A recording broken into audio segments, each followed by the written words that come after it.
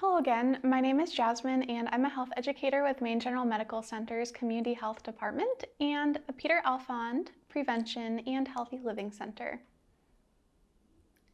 This video is the second of the Tiny Goals Big Change series, where together we're taking tiny steps toward our biggest health goals. In the first week's video, I talked about the importance of selecting a goal that you want to achieve and starting small with your steps toward achieving that goal. You reflected on which goal and step you wanted to choose, and we also discussed other important tips regarding selecting your goal. Please feel welcome to pause now and view that first session if you haven't done so already.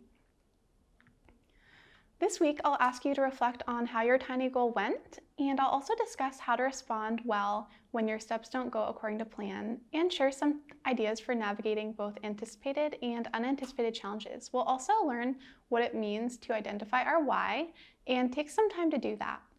Let's begin with some reflection on your past week. I invite you to take out a pen and paper and pause the video so you have time to reflect and write about your responses. How did your tiny goal go? What went well for you this week? What factors led to the success that you felt?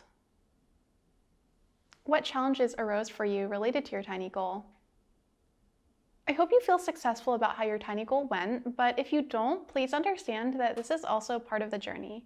We're just beginning, and as we grow closer to our health goals, there will be times when things don't go according to plan.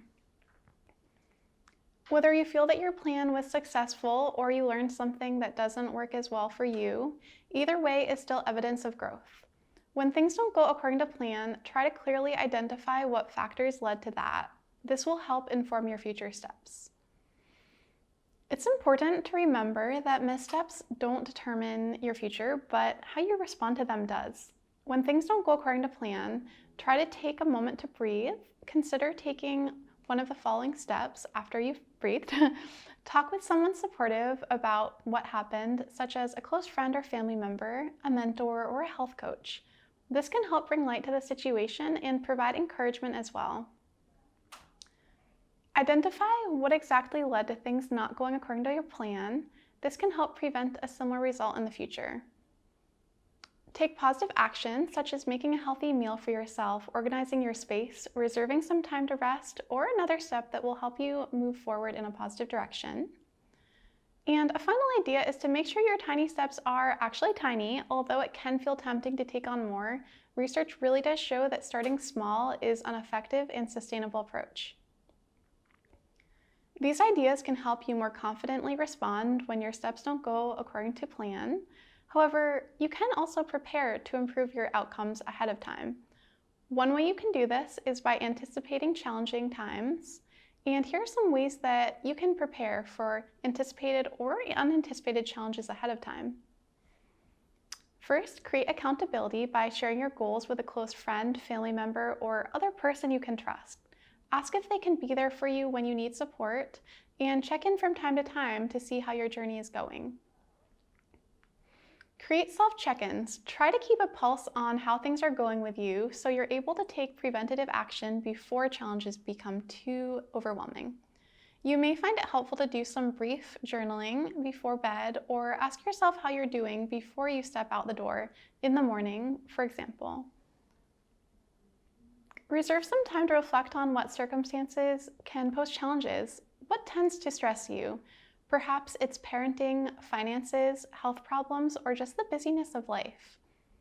And once you've identified these areas of potential challenge, consider making a plan for how you'll navigate these when they arise. Creating this plan can help you feel confidently prepared rather than being taken off guard. Also consider creating a plan for navigating difficult emotions such as stress, anxiety, or sadness that can sometimes arise unexpectedly. By being prepared ahead of time, we're much more likely to navigate challenging situations in a way that's healthy and that aligns with our long-term goals. However, it's important to acknowledge that some of these steps may feel new and uncomfortable. So, for example, sharing our health goals and challenges with someone else can involve vulnerability, and we may not be used to really checking in with ourselves and being present with our feelings. Further, it's not always comfortable to intentionally consider the factors in our life that lead to stress. A tool that can help us stay motivated towards pushing through these potentially uncomfortable times is remembering our why. What do I mean by your why? Your why is what will keep you moving through potentially uncomfortable times of growth.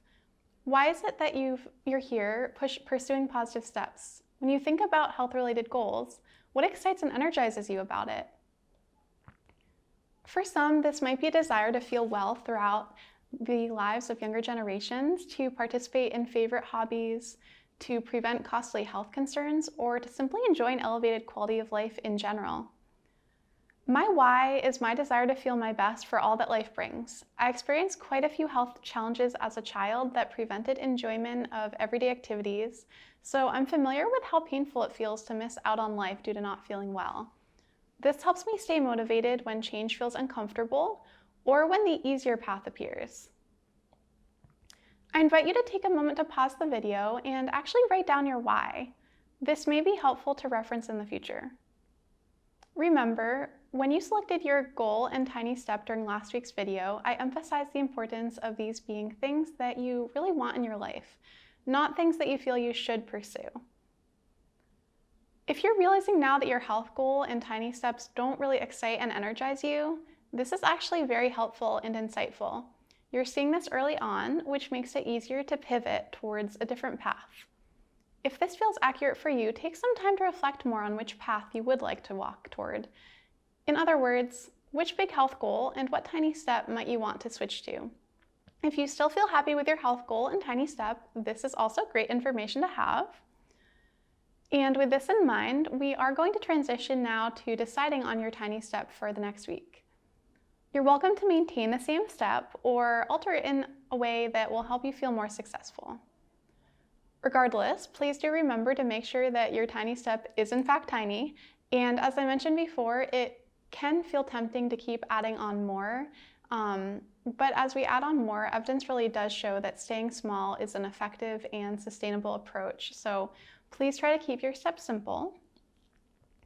Considering this, what tiny step would you like to take throughout the next week? And what habit would you like to pair your tiny step with? As a reminder, a formula you can follow is after or while current habit, I will new habit. As you enter the second week of your tiny step journey, I want to remind you that you're not alone. Although this is a pre-recorded series, we do have a variety of live program offerings if you're interested in additional support, encouragement, information, or accountability. And you can reach the Peter Alfon Prevention and Healthy Living Center at 207-872-4102. Thank you for continuing to take tiny steps with me, and I hope you have a great week.